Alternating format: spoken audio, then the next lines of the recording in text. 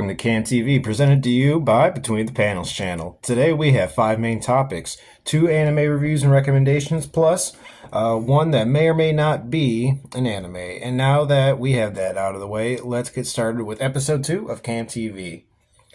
Starting with today's episode, we will start with our first main topic, and this comes to us from Variety. This article is about the boys, what would have been or what could have been. Adam McKay was in talks to direct a trilogy of The Boys movies before it went straight to series. Confirmed by creator Derek Robertson, the first movie had a fully finished script by 2008 before the start of the MCU had begun, and demos of animatics were started as well, but never got greenlit. Seth Rogen and Evan Goldberg were the ones who brought the comic to Sony and said, "You guys should make this." Sony bought the rights to the property, which went through a series of incarnations over a decade before ending back with Seth Rogen and Evan Goldberg.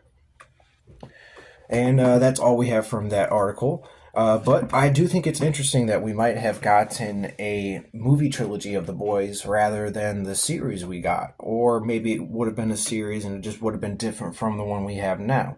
Either or, it's interesting to know that it was originally in the hands of Adam McKay and he wanted to make it a movie trilogy. And it started in the hands with Seth Rogen and then eventually ended up back in the hands of Seth Rogen. So I would be interested in knowing what some of those other projects they had it under and who they were working with over that course of a decade and the different incarnations they had of it. Was it all different iterations of trying to tell the same comic story that the comics told? Or was it all different iterations trying to tell a variation of that story between different writers and directors that wanted to tell their own vision on it? And, that's essentially what we get now from different writers and directors. They get a Batman, a Superman property, and they instantly just want to make it their own. Some of them want to put a modern spin on it for modern audiences because they feel like they need to get the younger crowds in it. Newsflash, younger crowds are still going to come anyways because, hey, if you didn't know this already, but younger kids, younger than me, and I'm not that young anymore, I'll be honest, I'm 28, so... But younger kids than me love watching anime projects, and anime varies in tons of different genres and categories, whether it be superheroes, gamers, magic, just all sorts of different types of categories. Those are just the ones I can think of off the top of my head. Kaiju ones as well, but there's like no different way of being able to get kids interested in that stuff. They just already are. It's a given. What you need to do is make sure you get the audience that's already read the material that's older, that is willing to go and see what you are making, like me. I don't just want to go see every single comic book property now that comes out just because it's a comic book movie. I want to make sure it's something I'm going to, spend my money wisely on, especially with the climate of how expensive movies can be now. Just for me and my fiance to go alone, it's almost $40 in fucking tickets. So we will have to waiver that, but that's neither here nor there. But if it would have been a movie trilogy, that would have been amazing to see. I love going to the movies as much as I love watching stuff at home. I love going to the movies more. So if that would have been the case, that would have been terrific, and I would have simply enjoyed what that was. I enjoy the series we got out of it. The series is wonderful. Season 5 so far has been 40-60 for me. I really didn't enjoy the first 3 episodes. Episode 4 was okay. It wasn't, as good as I was hoping it would be, but episode 5 was astonishing. I really, really liked episode 5, especially the character development they were doing between Homelander and Ryan in this episode. There's just so much you can relate to with some of the characters and what they were going through in that episode, especially with Huey, his dad, and his mom. I really wasn't feeling too strongly about the writing for what they were doing with the relationship and how they wanted to try and present that to us and what they were executing. Some of it just wasn't hitting as well with me, but I really enjoyed what they did with this episode.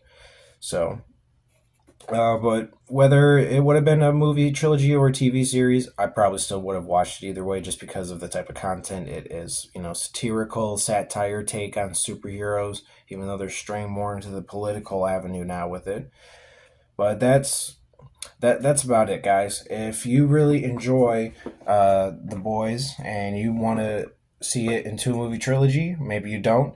Maybe one day we might get it 5 years down the line or 10 years. I definitely think after season five comes out, which is supposed to be the last one, but you never know with Eric Kripke. That's what he said about Supernatural, and that wound up going for like 25 years. Just kidding, it was 15. But that's still really long. Not as long as some other series like Grey's Anatomy and Law and Order, but still, for a dramatic one camera operation series to go for that as long as they did, they really broke a lot of ground with like sci-fi series as well as past ones like Star Trek and in that vein. So, but with that out of the way, why don't we go ahead and we attack topic number two. This article comes to us from the Hollywood Reporter. Michael Fassbender is to headline in a new Paramount Plus spy thriller, The Agency, previously known as The Department. A total of 10 episodes was written by John Henry Buttersworth. Ain't that a name in 2 ounces? Off of a French series called Les Brûlots des la Grenades. My apologies if I'm pronouncing that wrong. My French is terrible. And has also started production. Michael will also serve as an executive producer along with George Clooney and Grant Heslov. It will premiere on Paramount Plus with the Showtime tier. This earned a straight-to-series order as well. So there's a lot to kind of unpack from that. Number one, I think it's tremendous that we're going to see Michael Fassbender in a type of spy thriller, setting. I was hoping it was going to be a movie, but even though it's a series, I will still gladly watch it. I love to watch spy movies. They are just so enticing to watch, especially if they're written really well and then they are just visually pleasing. I think that's why so many of us like watching spy movies is they're visually pleasing in terms of the gadgets they use, what they do with them, how they use them, the moments they use them for. Sometimes it's just really gratifying to see a gadget you were introduced to in the beginning of the film that you didn't might have think much of, and didn't know later on down the line that that's what was going to be used to help save the hero from the main villain of that story. So, but I also love just a good, confident male protagonist that is just suave with the ladies. He knows what he's doing in terms of being intimidating to his opponents. He's good at stealth. He's good at just being an all-around chameleon in his environment. And the greatest example of that would probably be James Bond and the Kingsman series. And then another good example of a type of spy thriller that isn't in the same vein as those types of, suave, always smooth, on their feet, knows what they're doing, what they're always going to say 10 steps ahead in advance, would be the Guy Ritchie spy movies that have come out recently. The Ungentlemanly Warfare, I believe is what it's called. I haven't seen it yet, but I do plan on to. It's starring Henry Cavill, Alan Ritchson, and a host of other tremendous actors. And those ones are more like in-your-face, brute spy thriller movies where they're always ready to go fisticuff style. They're not gonna bother with trying to be stealthy, not to get caught, trying to be smooth. No, they're going to go in there and they're just going to blow this place up. That's generally how those types of deals go with those types of movies.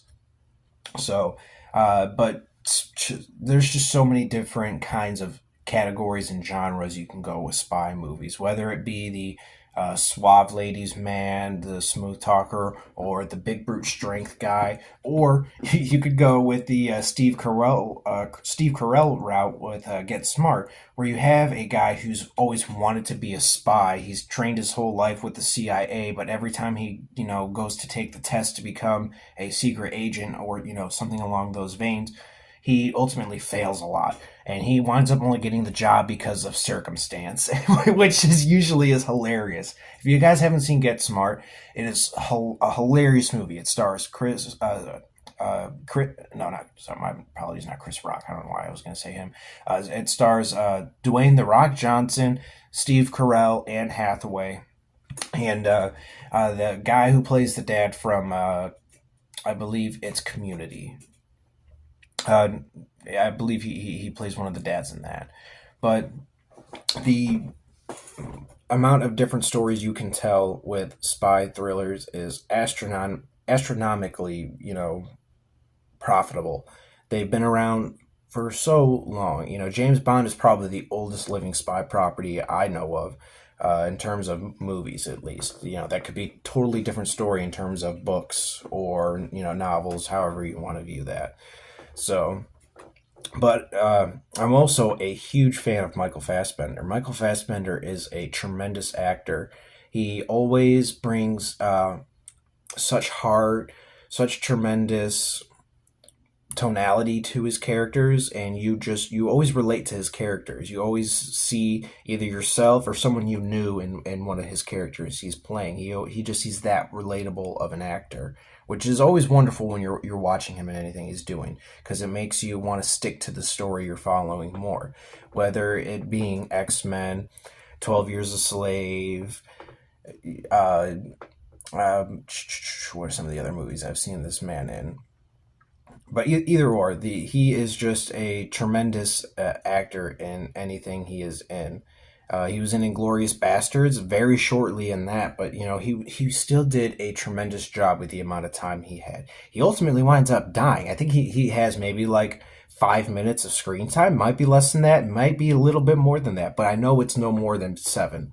So, and the amount of time he's given in that scene, which is he's trying to help the American spy soldiers try and get information in this German bar. The tension in this bar scene is remarkably done well. You feel it in your bones. You are like sweating and ready to crap your pants. That's how well written it is. That's how well shot it is camera wise. The acting, it sells it in a way that you're bought in right from the start. But that's a Quentin Tarantino movie for you. So. But Michael Fassbender is just amazing, and the fact that he's going to get to be in a spy thriller now, whether it's a movie or a series, take my wallet. I'm already bought in. So, and we already got to kind of see what he would look like as like a spy from the '60s, from X-Men First Class. That first, I want to say, hour of the movie, it's just nothing but Michael Fassbender killing Nazis in a spy manner, going in incognito in almost every environment he is. The man he exudes in being intimidating. Like, he has that type of presence, along with being probably one of the sexiest men alive. I don't know if he's ever gotten the cover for it or not, but he's that type of an actor and that type of a man that I believe he can pull that off. And it was so gratifying to kind of see him do that a little bit in that first hour of X-Men First Class. So to know we're going to get a whole series of him doing something hopefully similar in that vein, oh, like I said, you took my money already. You emptied my bank account for that. So I don't know if I have a Showtime tier. I'm probably going to have to get it for this. So hopefully, excuse me, guys, my apologies for that. But hopefully, he will be tremendous in the executive producer role in terms of what he'll be able to want to get done, what he'll be able to get approved. I trust this man and the project he's going to do, as well as that he has George Clooney with him producing it, and Grant Heslov, both tremendous producers. George Clooney, a tremendous actor in his own right. So I wonder if we're going to see him in some sort of role in this as well. I know he's executive produced other projects as well that he hasn't directly acted in. So, but a spy thriller, come on, George Clooney. Why wouldn't we see him in maybe a supporting role in this, or maybe a one-off role in the beginning? So there's so many different kinds of directions we can go in this type of a series. Hell, maybe if the series does well enough on Showtime with Paramount Plus, maybe it gets a sequel type of movie at some point. That's just me dreaming because I love spy movies so much.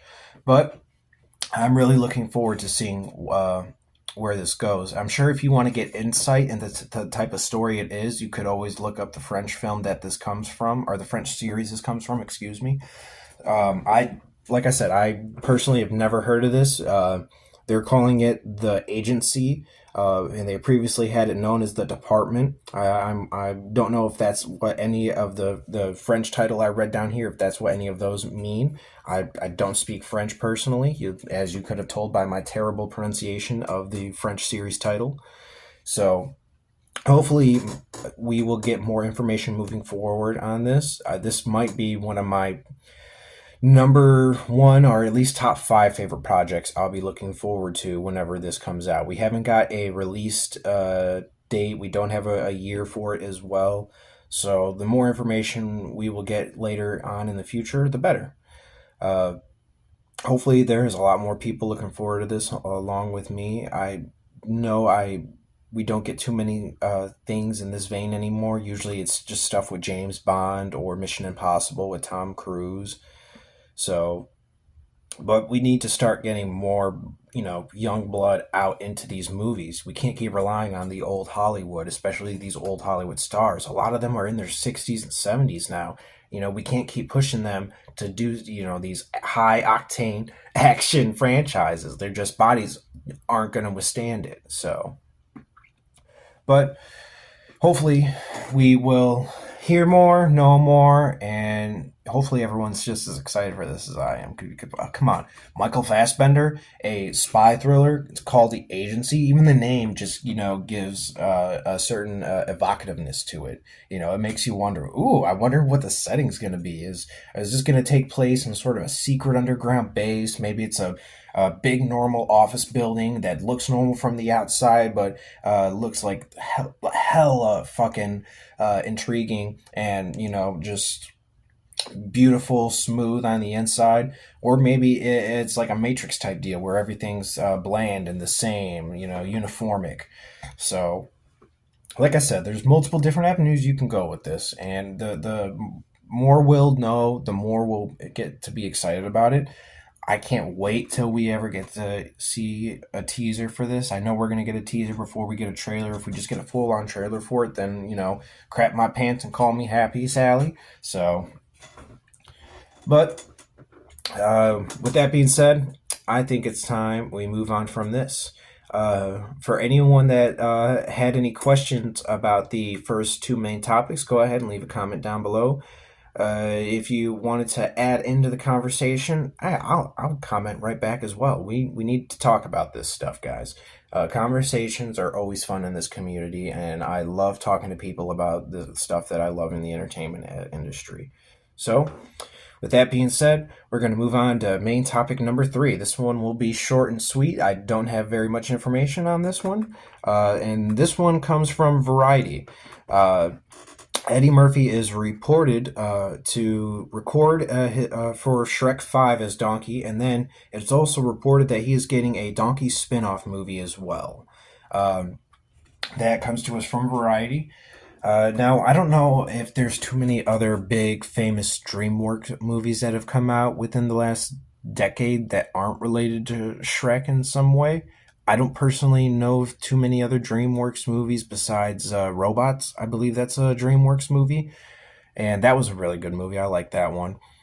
But I didn't know we were on Shrek 5 at this point.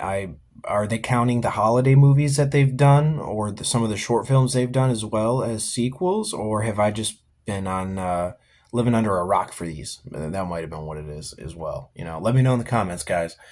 Please. We need to talk about this, especially when I'm not 100% sure if we got a Shrek 3 and a Shrek 4. I remember Shrek 1 and 2. I remember the holiday specials they released, some of the shorts they did for Nickelodeon, but that's about it. If you guys got any more information on that, please feel free to tell me how I'm an idiot in the comments, or feel free to educate me, I would like to rather build a community where we help educate each other and have good conversations and healthy ones rather than, tell me how much of a dumbass I am. So, but I am pretty excited to hear we're going to be getting a Donkey spinoff movie. I am a huge fan of Eddie Murphy and his comedy.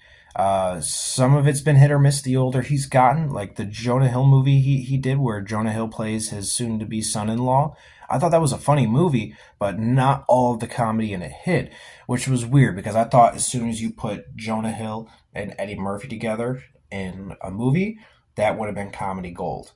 So we, that was, I don't know if that was due to the writing in that. I don't know if they both had a hand in telling some of the jokes or if that was just simply uh, bad writing from people that don't normally write jokes for people like Eddie Murphy and Jonah Hill. It could just simply be something like that. You never know. But I'm a huge fan of Eddie Murphy. That man makes me laugh like no other. I love him in his stand-up comedy, Raw. I loved his movie career, Doctor Dolittle. My apologies. I don't know why I can't ever remember the name of the movie he did where he played like 7 different characters. He put on a fat suit for all of them. Uh, you guys will let me know in the comments down below. I don't know why I can't remember the name off the top of my head. I've seen all the movies for it, but I think it's Doctor something. But we hopefully we will get more information on Shrek 5 coming out soon. Hopefully we get a teaser. Hopefully we'll get some interviews with the actors, and hopefully we'll get more information on the Donkey solo movie. I wonder if it's going to be a prequel or if it's going to take place after all of the Shrek movies. So maybe we'll get something with Donkey and his family, or maybe it could be a story that takes place maybe in between one of the other Shrek films.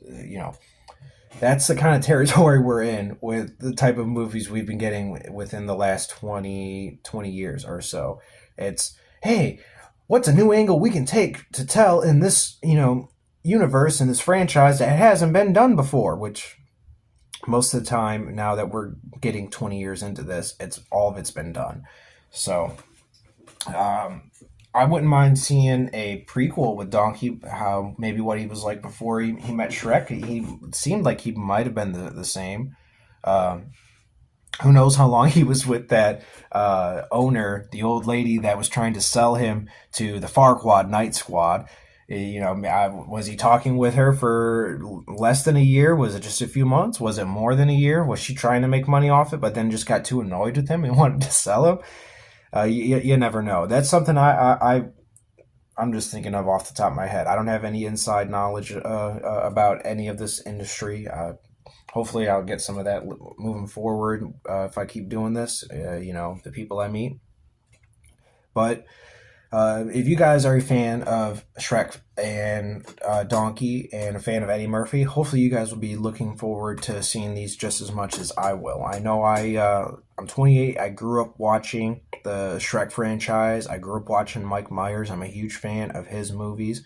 Austin Powers, that new Netflix movie he did that was in the same vein of Eddie Murphy's movie I was talking about earlier, where he played 7 different characters. So I revere the older comedians and comedic actors. They brought so much to what current day comedians do now.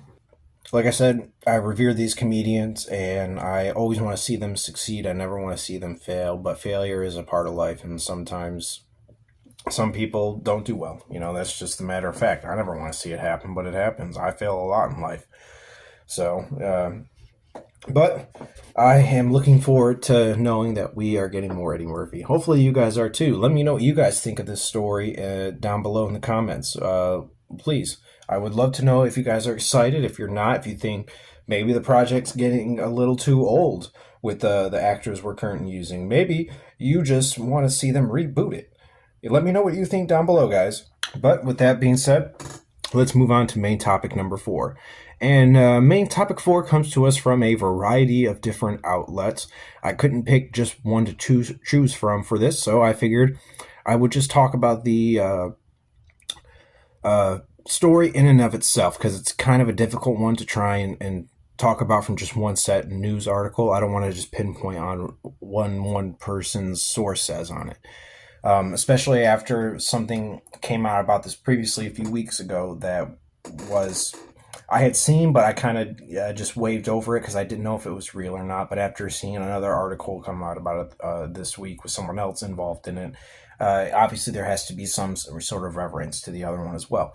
Um, with that being said, it is about X-Men is the gaze project that Alan Cummings, the actor who played Nightcrawler in X-Men 2, X-Men United, has ever done, and the X writer for the first two X-Men movies agrees with him. Um, so the original writer for X-Men, who also co-wrote X-Men 2 with Bryan Singer, he had come out recently and stated Alan Cummings was correct.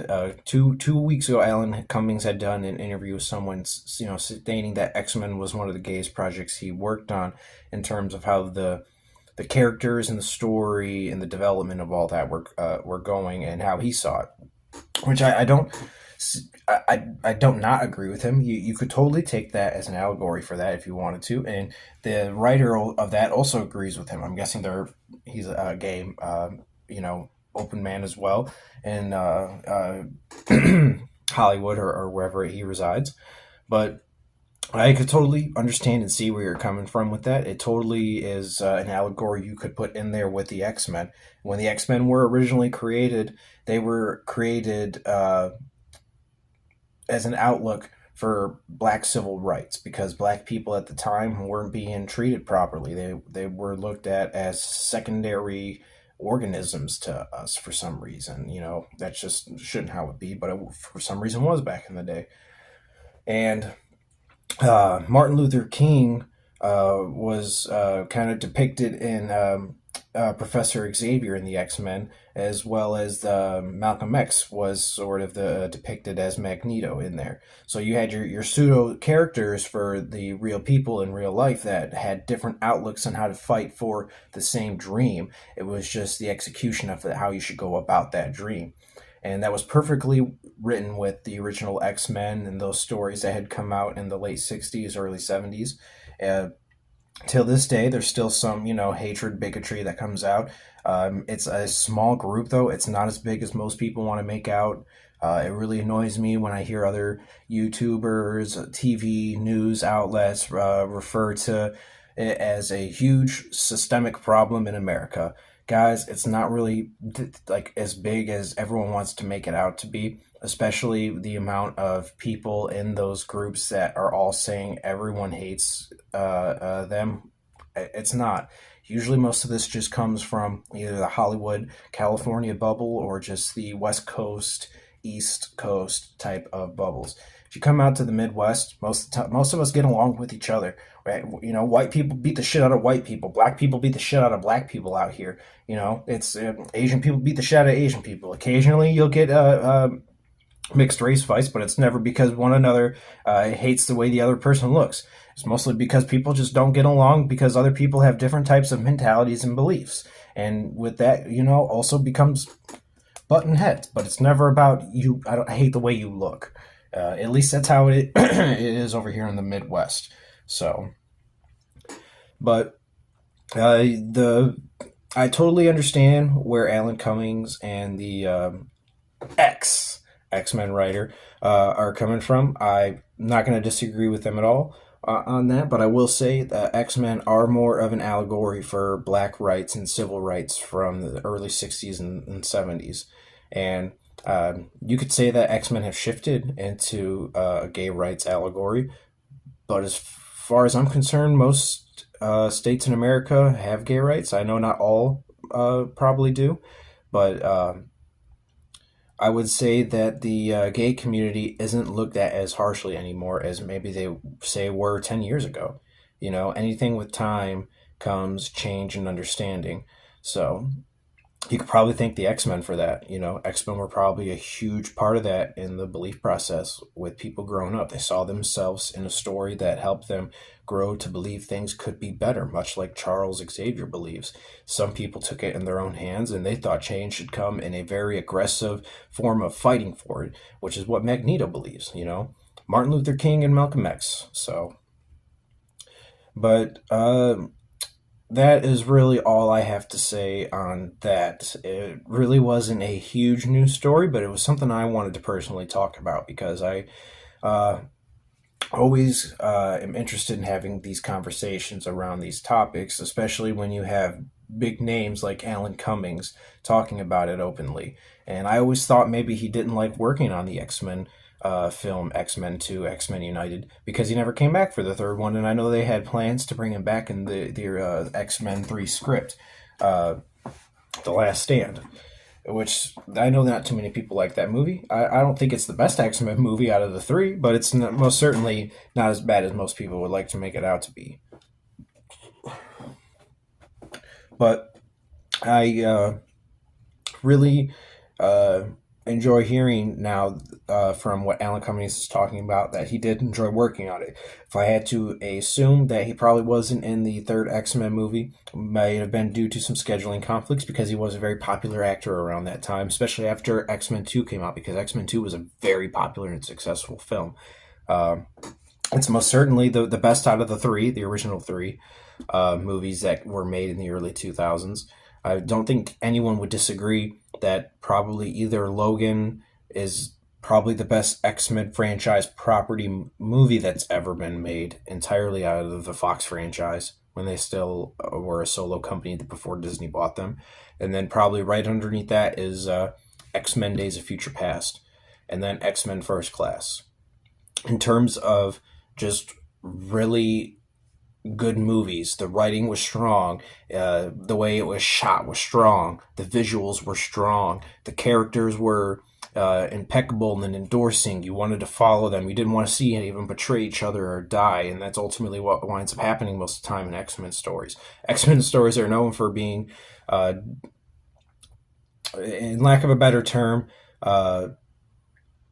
rom-com dramas, soap operas, if you will. Days of Our Lives is what most people refer to the relationship between Wolverine, Jean Grey, and Cyclops. And those are usually the core three X-Men characters everyone loves alongside Storm. You know, I know everyone has their favorite X-Men. I'm just saying I'm pretty sure those are probably the most popular of the X-Men characters. Definitely Wolverine is, you know. He's the only X-Men so far that's, I believe, gotten his own solo movie. Whether the first two were successful or not, I know the first one unanimously really isn't that beloved. I don't really necessarily think it's a good movie. I don't necessarily think it's a terrible movie. I think it sits in that middle of it's a movie and it's what we got. So you can either hate it, love it, enjoy it, or just know it exists and watch it for what it is, which is what I do. Like I said, I don't think it's a good movie. I don't think it's a bad movie. I just think it sits in between in that little category of, that gray area. So, uh, hopefully,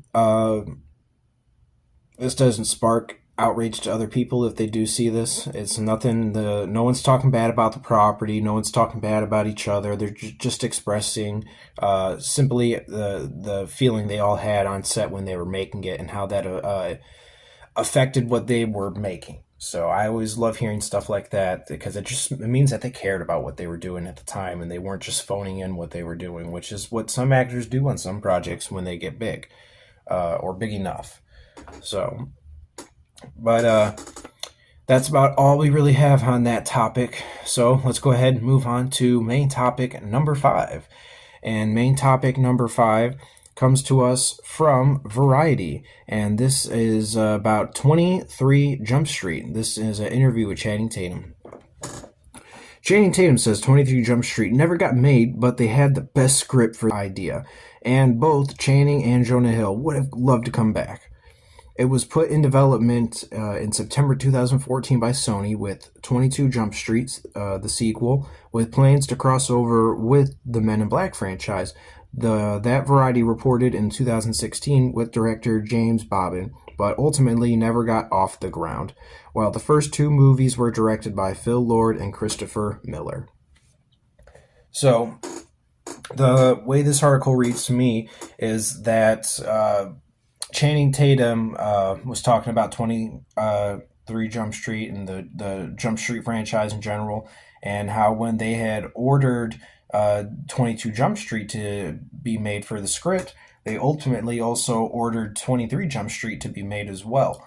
They just never wound up making the movie out of it. But they had the script written, it was done.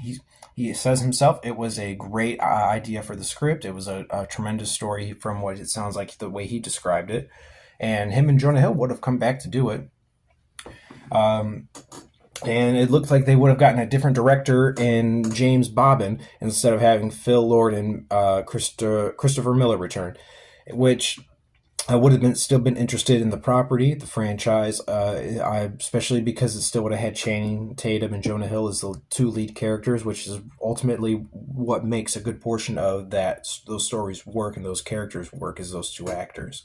So I'm not going to be one of those guys that sits here and thinks Phil Lord and Christopher Miller are the only guys that can make certain properties work. These are the only guys that can do this type of franchise storytelling. No, everyone can, in some form or another, or at least should have an opportunity to step into those types of franchises. Now, clearly, they probably should have some stuff within their background that says that they're capable of at least maybe achieving that type of success.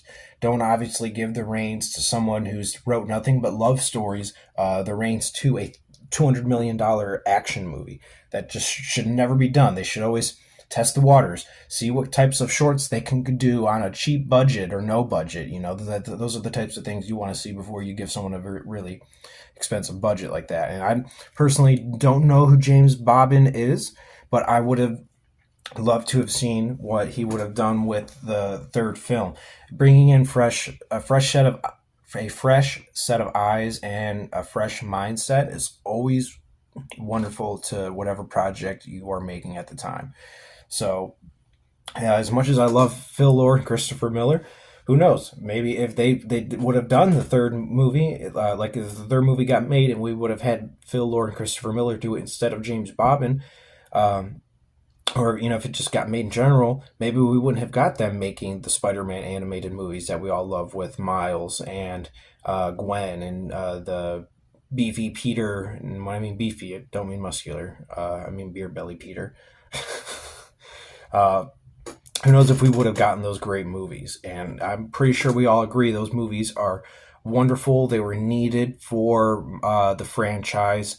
Spider-Man needed some fresh blood in there to keep the momentum going and alive for it, because we never want to see these franchises get stalemated. I know a lot of people like to talk about superhero fatigue. Now, some of it can be true, some of it can be not be true.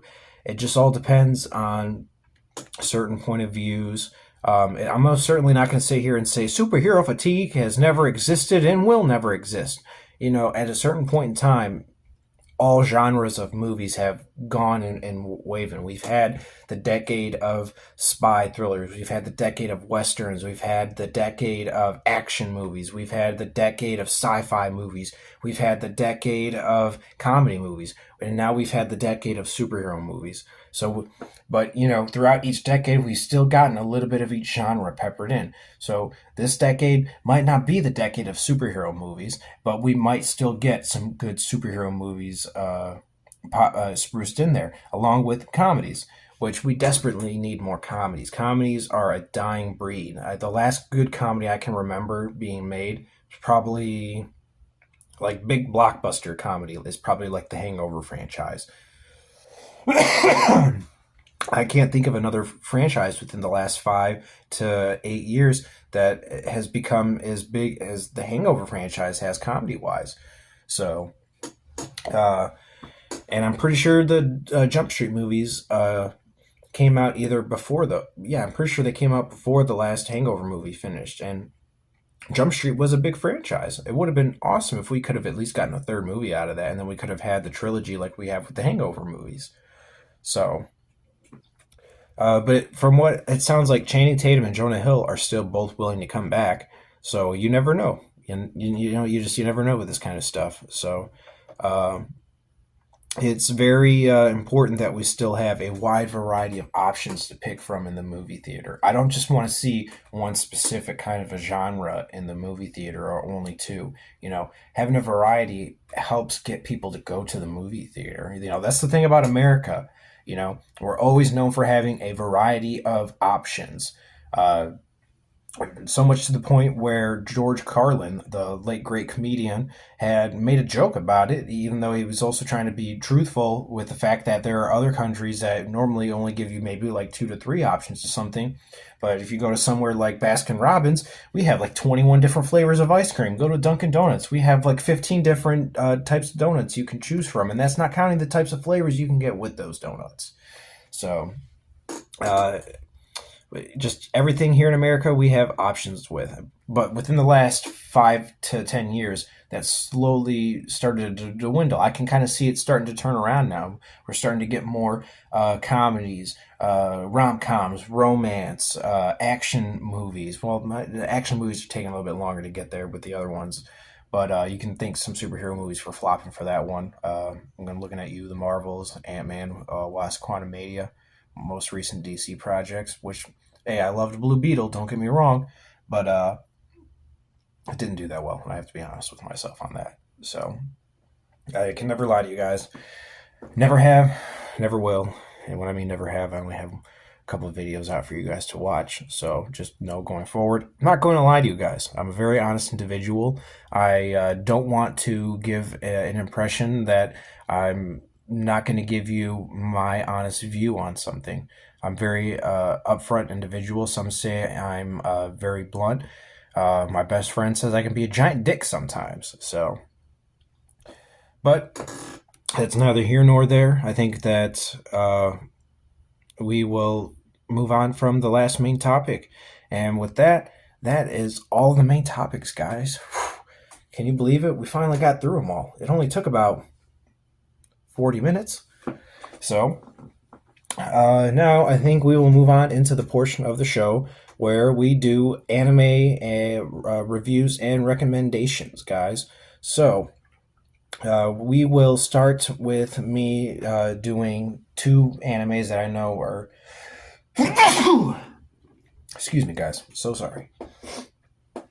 We will start with 2 animes that I know are for sure animes, and then we'll leave the last project in suspense for you guys to either guess what it is if you haven't been checking the community page, or maybe you have and you already know what it might be. And maybe you have a different opinion on whether you think it's an anime or not, and I will give you my view on it when we get to it. But first, drum roll please. We will be starting out with Dororo, which is, I believe, how you pronounce that name. I listened to it in Japanese and in English, and both times it was confusing. So that's how I will leave it at that. But Dororo is an anime that follows the main character of a young boy who's not Dororo. He is a boy that was born to a Japanese lord or a Korean lord who rules over his land that is not doing well at the time of the birth of his son. His land is not getting waterfall, so that in turn means that they're not being able to grow fruitful crops to present to the village. They're not able to sustain health through the people, so that means they're not going to have soldiers to help keep and fight for the land. They won't be able to prosper. They won't be able to have longevity with generations. So what happens is the Lord makes a deal with a group of demon gods to take whatever they wish from him so that his land will prosper and will live on for generations to come. Now, he expects them to take something from him, and they do, but not directly physically from him, which is what most demons normally do when they make a deal with you in this world. And I've seen that similarly in other projects like Chainsaw Man. They have demons in that, and when they make deals with you, they might take certain limbs from you. So, or time. I know that's something with one of the main characters in that. But anyways, the dad makes a deal with 7 different demon gods in this demon temple they had made, where he had supposedly captured these demons in his younger days. And when he made the deal with them, he didn't think it had fallen through. So when he goes to see his wife while she's giving birth to their child, which he only wanted this child so he would have an heir for his throne, the child is born, and then a flash of lightning hits the building, breaks one of the prayer statues that the mom always prayers to, and it winds up taking something from his child, which inevitably is taking something from him, the heir that he wanted. And what happens is the demons strip this baby of almost everything, a part of him, including his identity. They take away his sight, so they take away his eyes. They don't want him to smell, so they take away his nose, his sense of smell. They take away his tongue, so he can't speak. They take away his skin, his lips. They take away his sense of touch, so he doesn't feel pain. He doesn't feel sensations. He can't hear because he doesn't have any ears.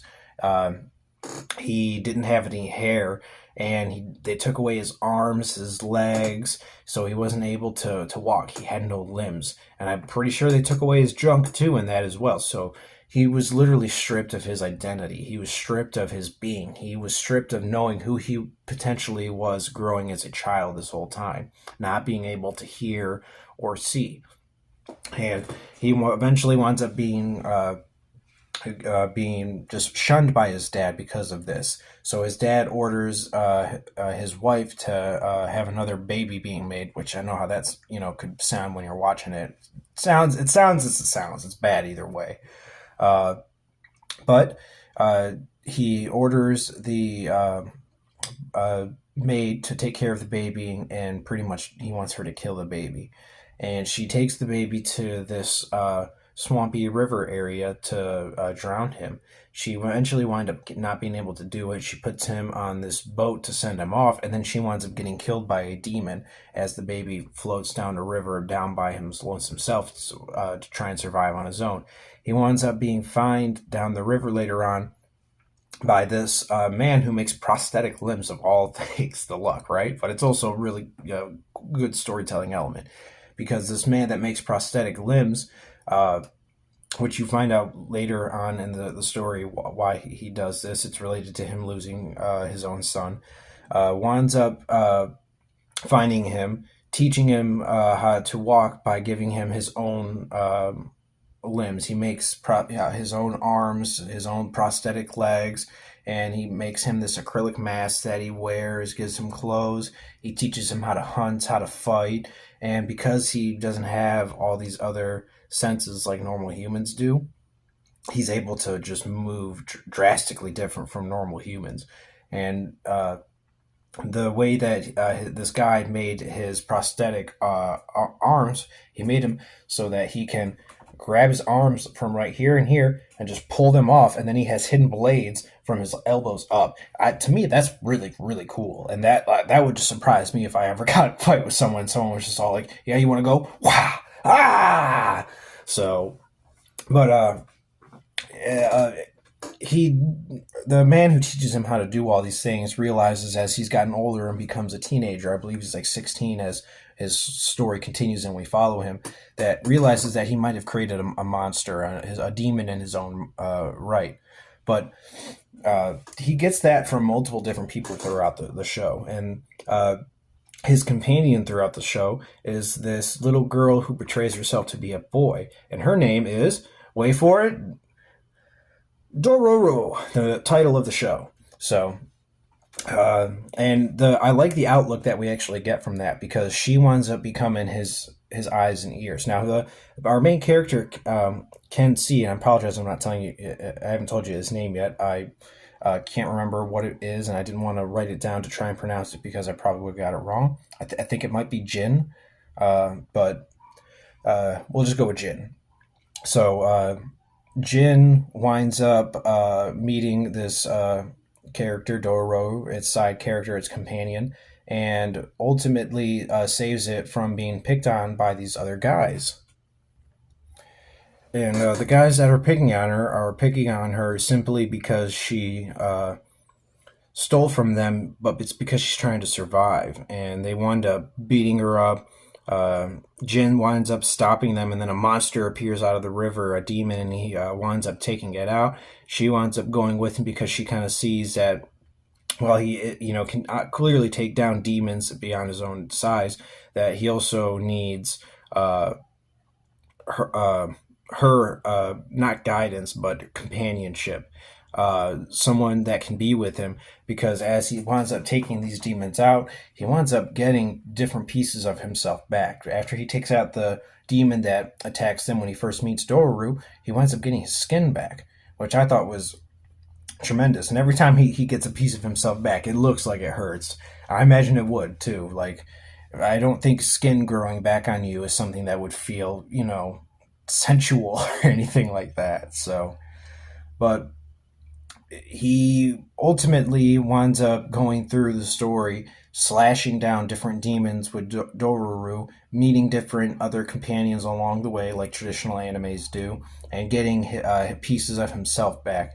And it's so interesting to watch it happen, because when he gets his sense of sight back, it winds up, which I believe is his last sense to get back, is his sense of sight. And because before he gets that back, he can see, but it's not like what we all see. All he can see are just like shapes and colors. And if something is red, then that means it's an enemy. And if something is green, that means that they're safe to be around. And when he gets his sight back, it's sort of like a little jarring to him at first, but it's not at the same time, because he has his companion Doro with him, and you'll understand why when you watch the full series. But when he gets his hearing back, that man cannot stand to hear anything around him. The world is too noisy, and much like Superman does in The Man of Steel, he could not find a way to block the world out. He could not find his own island in the sun. So, I take that reference for what you will. But as he goes along his journey to get pieces of his body back, and he finds out ultimately who he was, where he was born from, because he doesn't know it. The only thing he's left with when he's sent off on his boat is his family crest, but no one understands what the family crest is. I'm assuming because each place is regional to who rules what land. And at the time going through the story, some lands are going through a war, especially the one where he comes from, and he doesn't know he's from. And we ultimately get to the climax of the story, where he takes on his father, winds up finding out he has a brother that he has to fight, that because his brother is trying to protect his family's honor, but is sort of doing it not unknowingly, but in a manner that just doesn't strike you as, so you know what you're doing, but you still want to fight your brother? Like, you know what the whole situation is? Well, that seems kind of effed, but whatever. So, this is an anime I would highly recommend. It is strong storytelling from start to finish. It ultimately makes you endear for the characters. It makes you want to see them more. This is an older anime. I believe it's from 2019. It's only one season. It's on Amazon, but it's only subtitled in English if you want to watch it on Amazon. It does have its natural audio for it. But there are certain other sources out there where it is dubbed in English that you can watch it from. I'm not going to say go out and try and watch it on some free website, because you obviously should support the companies that make this stuff, because if you want to get more of it, that's how you get more of it, is you support where it comes from. You either watch it on TV when it airs, or you pay for whatever subscription that you can to see it, like I was for Amazon. So I'm a dub guy personally, but I will watch subtitled animated forms of entertainment if I have to, because a good story is a good story. It doesn't matter where it comes from as long as it's a good story. So, Dororo is highly recommended by me. It's a great story, phenomenal characters, action that makes you cling to your seat and go, "Oh yeah, you did it! Yeah, you did it!" So, moving on from that, though, I'm gonna give a quick synopsis of another great anime I was watching that I'm looking forward to seeing season 2 of, since we won't be getting any more of Dororo. I'm assuming, at least, because it's long past its due date to have gotten a season 2. But my second recommendation and review of is Shangri-La Frontier. Now, Shangri-La Frontier is an anime I unexpectedly didn't think I was going to enjoy, let alone want to see more of, the way I have wanted to, and the way it's made me want to play games. Shangri-La Frontier follows a young boy who normally plays what's called trash games, just bad games in his world. And one day he eventually wants to try his skills at playing a god tier level game, which is like the best of the best games you can get: graphics, characters, story, weapons, gear. And the games he plays are all VR, and VR in this anime is just like 10 times better, it seems like, than what we have in our VR world. There's no, hands down, that's just simple. That's it. And he winds up creating a character in each game that he plays, where he just basically uses a mask to cover his face, and he just goes with like low, not low level, but like the lowest amount of equipment he can carry. So he's like a very fast striking character, and he winds up doing that in this one. He only winds up starting out the game with this big, funny looking blue bird mask, which he wears throughout the whole game, except for maybe an episode or two, and I'll get to that in a little bit. And then he just basically wears like boxers the whole time. Doesn't have shoes, doesn't wear shirt, pants, doesn't have gloves, socks, boots, anything like that. And he loves to use dual wield weapons. Like I said, he's a fast type striking character.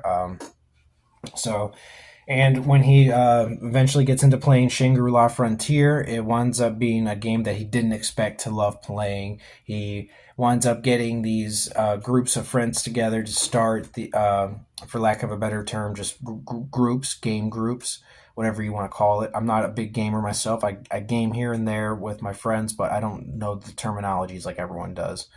But he is just a really, I wouldn't say endearing, because he's a really cocky character. I wouldn't call what he has confidence. I would call it cocky, because he goes into every situation headstrong, thinking he can come out on the other side no matter what, even if he does doubt himself a little bit in the middle of whatever fight he's in. But like I said, I wouldn't call that confidence. I would call that cockiness, and then in the sight of fear, that's when you might doubt yourself a little bit. But still, that cockiness overcomes that doubtfulness no matter what. Doesn't mean he's still not a fun character to watch, though. He's entertaining as all hell. He's funny, he's witty, and I will give him it. He's a smartly written character in terms of his intelligence. He spent so many years playing all these trash tier games that he ultimately wound up developing skills that no one else really has in these god tier games. They just have skills that they develop because of the god tier game, and while he has skills that go with the god tier game, if that makes any sense at all to you guys. So you can watch this series on Crunchyroll. They have the English dub and the Japanese as well. You can watch it subtitled if you wanted to, but I would recommend watching the dub version if you're someone that speaks English or is remotely close to that and doesn't speak Japanese. The actors in it are wonderful. The pacing of the story is great. I've never read the manga, so I couldn't tell you how it compares to the manga. Like, I've read portions of the My Hero Academia manga compared to the anime, and it's really not that big of a difference from manga to anime. There's a few minor things left out from the manga and the animes, but it ultimately doesn't impact the story. So I have no insight onto that expectation from manga to anime. All I know is that what they're doing in the anime really works from a viewer's perspective. I always want to keep watching the next episode, because it's not like they leave it off on a cliffhanger. I'm just that invested in what these characters are doing, and I want to see them finish what they're doing in that moment, whether it be a huge fight, whether it be them tracking something down, whether it be them making a deal with someone, or just them simply talking about what they're going to do. That's how good the writing is. And like I said, the voice actors who play these characters all give enough character to the character to where you may know someone like that in the vein if you're a gamer. So it's really strongly written, story wise, dialogue wise, and the acting is top tier. I hold that up to any other anime that has voice actors that have to not give emotional performances, but just have to hold your attention for 22 to 23 minutes. So that is certainly something that's impacted me. I've since I've seen the series, I've indefinitely wanted to find a RPG game that is similar to it. So, well, maybe who knows? If the series does well, maybe we'll get our own version of Shangri-La Frontier where we can create our own characters in this vastly open world game. Huge bosses to fight, different quests to go on, levels to level up on, different ways to level up on, secret places to find because it's so vastly open. I really do think that's something gamer communities would just go broke for, just to put it simply. Like, I'm pretty sure people would fucking mortgage shit off to, get a game like that, especially if it was really VR the way it is in the series. That could be where VR might be heading in the future. You never know. I'm not going to say it will be soon in the future because, people in the 80s thought we would have flying cars by now, and clearly we don't. So, but I would highly recommend you guys watch Shangri-La Frontier. It's certainly not an anime that has a lot of drama written strongly in it. Say something like Full Metal Alchemist, which the drama in that is written so well, where you just cry for the characters. And that this is different. Shangri-La Frontier is something where you're rooting for the character to win against the boss because you want to see him succeed. If you don't have to be like a lifetime gamer fan or someone that professionally does it to want to see someone succeed in that allegory. So if you guys like video games, watch it. You'll like it. If you guys just like watching someone that's funny, entertaining, quippy, it's a smart ass, sort of like Spider-Man, watch it. This is something for you. There's a character throughout this whole series for everyone in the show. I will say that. So I hope you guys check those two animes out. They are highly entertaining. They're definitely rewatchable animes. I will give you guys more recommendations moving forward on a different show we will be having. That show will be called CA Dynamics. That stands for Comics and Anime Dynamics. So that show will strictly be about me giving you recommendations on comic books, comic book properties, whether it's animated movies, the live action movies, and then we'll have mangas and animes we'll go over on that channel where I'll give you manga recommendations, anime recommendations, whether I think that I would prefer the dub or the subtitle version with the Japanese audio or, whatever audio it comes from. So look forward to that, guys. We will be doing something soon with the channel on that. And then we will also be doing a Star Wars podcast moving forward as well. I'm still coming up with a name for that, so probably won't see that one as soon as you will CA Dynamics. I also have a Star Trek commentary and reaction podcast coming out with me and my little brother Andrew. You guys have seen him on the channel already before. He's in my Flash Out of the Theater reaction video with me. He's never seen any of Star Trek. He's a hardcore Star Wars fan. Might like it more than me. I don't know. That's debatable. Maybe we could do a test on that. But he's never once seen Star Trek. And I grew up watching both Star Trek and Star Wars because of my dad. My dad is an avid fan of both. If you see my dad's DVD collection, you guys would probably shit yourself. So please look forward to those. You guys can find Dororo on Amazon. And you can find Shangri-La Frontier on Crunchyroll.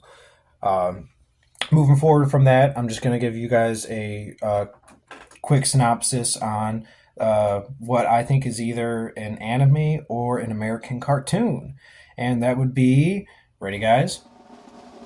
My Adventures with Superman. This is a new animation series that premiered on Adult Swim. And it looks like it's coming from the form of an anime, the perspective of it. I don't know where the animation comes from. I'd have to do more research into that. But it looks like an anime, but storytelling-wise, it feels like an American property. Which it is, because Superman, is an American character made in America, made by American Jewish immigrants. But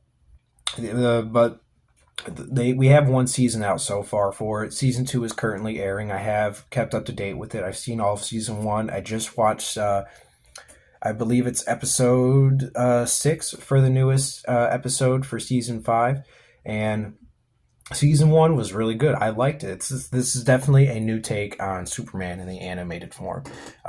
Superman in this one, it kind of reminds me of Solo Leveling in terms of every time Superman needs to get stronger, he literally levels up and gets stronger. Like this blue lightning comes off his body, his eyes light up blue, and he literally his powers just get enhanced. And it's usually when he's in distress or he really needs to help people he loves, like Lois, Jimmy, anyone in Metropolis, his parents. So, but I will say this. The cast of the main three characters, Superman is played by Jack Quaid. If you guys don't know the name, if it doesn't sound familiar at all to you, Jack Quaid is the guy who plays Huey from The Boys. So he does a tremendous job voicing Superman and Clark Kent. He definitely tries to give Superman a different type of, not tonality, but a different type of confidence than what he gives Clark. Clark is more timid. Clark is more sure of himself when he's with Lois as Clark after they're together before they get together. He's more of like a shy puppy dog when he's Clark before him and Lois fall in love with each other and they wind up getting together in the first season. And yes, that happens in the first season. She also knows he becomes Superman within the first season as well, along with Jimmy Olsen. And there's a lot of different types of storytelling they're taking with this series in terms of Superman's power set, how and when Superman reveals to Lois and Jimmy that he is Superman, or how they at least find out themselves. They're definitely a lot younger, all three of them. They look like they're more teenagers than they do people in their 20s, if I'm being honest. At least Lois and Jimmy do. I believe Clark would probably be in his early 20s. Maybe Clark might be 23, 24 in the series. But Lois and Jimmy definitely look like they're 15, 16, bordering 17. They don't look as old. And I know that sounds crazy because it's an animation, but there's definitely ways you can make someone look young and old in animation. There's height, width of the face, certain facial lines, hair color has a good part of it, the way they sound. Speaking of how they sound, Lois is played by Alice Lee, and Jimmy is played by Ishmael Saeed. I have never personally heard of Alice Lee and Ishmael Saeed, but they're killing it as the characters. I won't deny that. I enjoy listening to them play Lois Lane and Jimmy Olsen. Jimmy Olsen's definitely the most skewered away take from the comic books. I'm not going to say I don't like it because I'm enjoying it. It's like the modern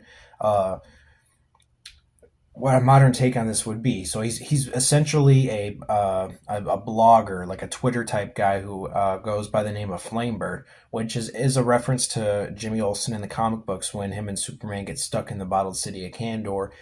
He winds up losing his powers, and they wind up taking up mantles like Batman and Robin they're inspired by. And Jimmy Olsen goes by Flamebird, and Superman goes by Nightwing, which is where Dick Grayson gets Nightwing from in the comics. That's where he gets his superhero name when he stops being Robin.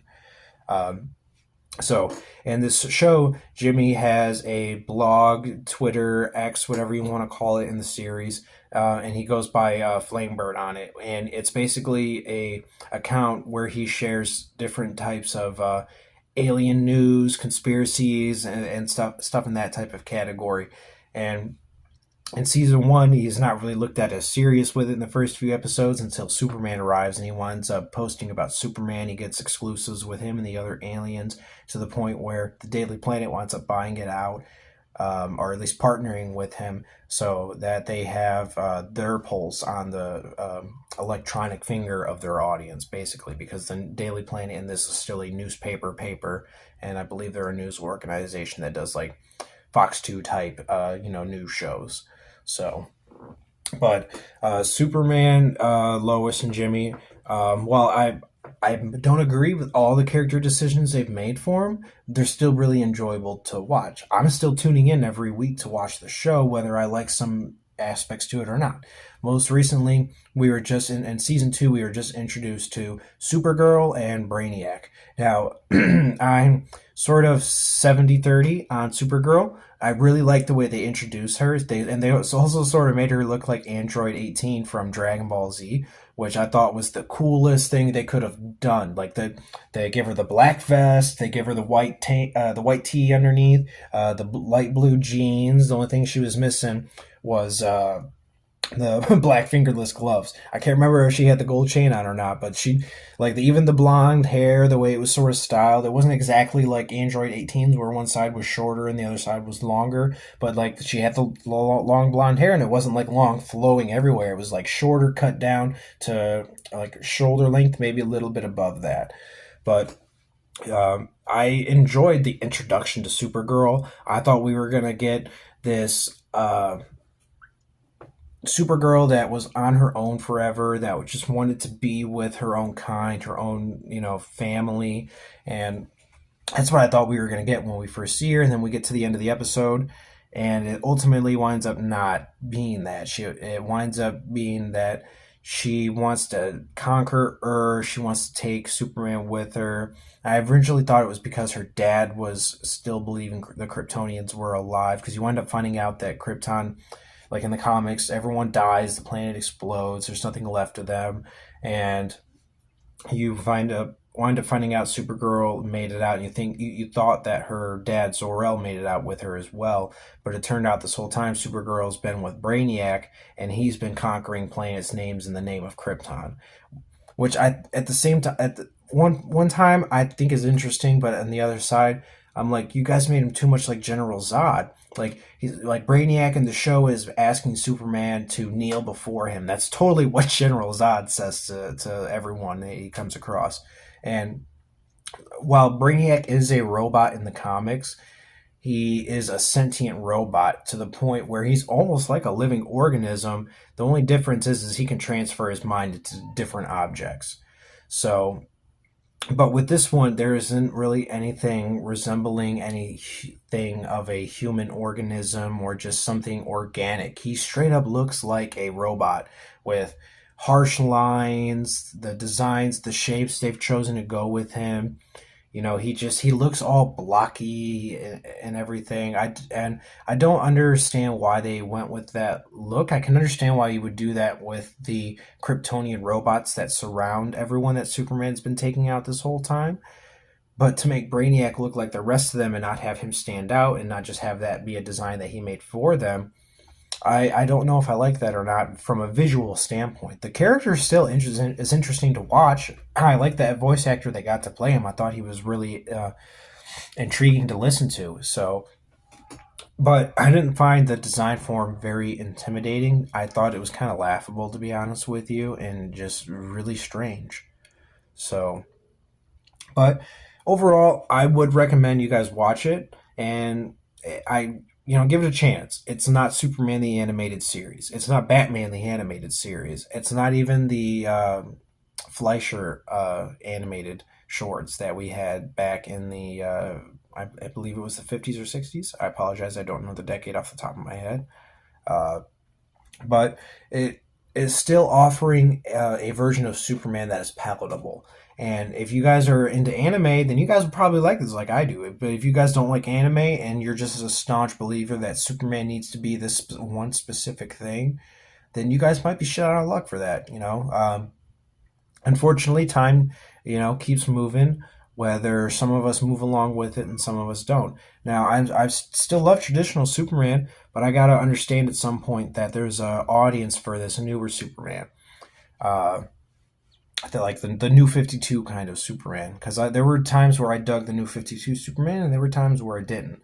And I'm sure that's how people felt about Superman in the 90s and early 2000s, which is what I grew up with Superman on. To me, Superman was Christopher Reeve, Brandon Routh, Tom Welling from Smallville. I grew up watching Tom Welling become Superman, from a kid from high school to a grown man that protects the world and the universe. So, overall, do I think My Adventures with Superman is either an anime or an American cartoon? And what I believe this is going to be is a drum roll. I think it's somewhere in the middle. Yeah, I'm sorry, guys, but it really is. Like I said, it looks like an anime from a visual aesthetic, but storytelling wise, it's still so heavily steeped in uh, American storytelling aesthetics. The way we reveal things, the types of twists we have, and the types of changes we wanted to make to these characters. Not visually, but just changes to the characters. They weren't. They're traditional American Western tropes, and lately we've been getting other storytelling in America that isn't traditional Western American tropes. When there's nothing wrong with those, they obviously have a place for in certain properties for those tropes. But I think if we want to continue to see stuff like Superman, Batman, The Flash, Spider Man, Captain America, all of these heroes that come from comic books from that were invented from long ago, and even some that are still being invented now, which aren't too many new characters aren't being invented, and when they are, they aren't doing too well. That's because most of the time they're crap characters. Uh, if we want to see them continue to live with us and stay not just relevant to the public eye, we need to continue to let these characters evolve in an organic way and not force some agenda, some political views, ideology, or just even what you think the story should be. There should be a general consensus of, okay, this feels like an organic way for these characters to move forward. Eventually at some point, the Batman mantle is going to have to be passed on. The Superman mantle is going to have to be passed on. We have tons of other characters within DC and Marvel that aren't the original characters of that superhero. So, with that being said, this is the end of episode 2 of Camm TV. You guys all have a wonderful day. I hope you guys come back and leave a comment, like, and subscribe. We will be here for you guys always.